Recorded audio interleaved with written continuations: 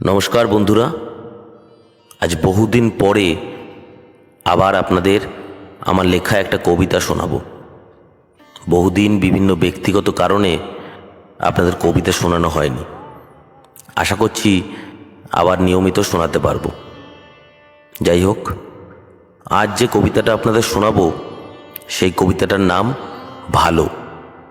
তা শোনাই আমার লেখা একটা কবিতা, ভালো।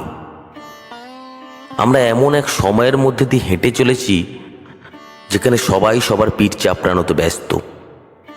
মুখের ওপর মন্দ বলার লোকগুলো যেন অস্তমিত। মন্দ বলা সহজ নয়, তাতে নিজেকেও কষ্টি পাথরে ফেলতে হয়। অনেক সহজ ভালো বলা। চাটুকারিতার বদলে জোটে চাটুকার, ঢাকা পড়ে খামতিগুলো।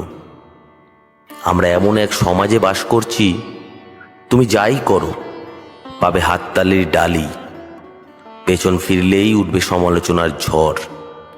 অথচ তুমি থাকবে ভালোর মোড়কে ঘেরা, মন্দগুলোকেই আঁকড়ে ধরবে হাততালির ঢেউয়ে সওয়ার হয়ে।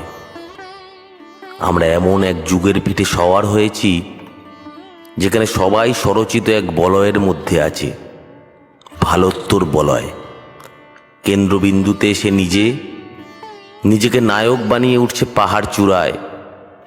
এক অত্যধিক ভেক আস্থার বলে নিজেকে ভাবছে সর্বশ্রেষ্ঠ।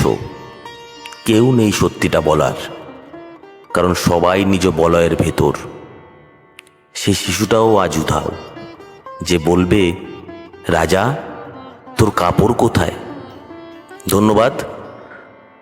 আশা করছি ভালো লাগবে আপনাদের কবিতাটা।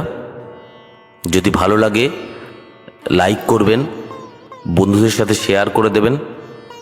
আর যারা প্রথমবার আমার কবিতা শুনছেন তাদের বলে রাখি, আমি কিন্তু কোনো বাচক শিল্পী নই। আমি কবিতা লিখতে ভালোবাসি আর সেগুলো পাঠ করে আপনাদের শোনাই। ভালো লাগলে সাবস্ক্রাইব করে সঙ্গে থাকবেন। আবার দেখা হবে, আবার শোনাবো আমার কবিতা। ধন্যবাদ, নমস্কার।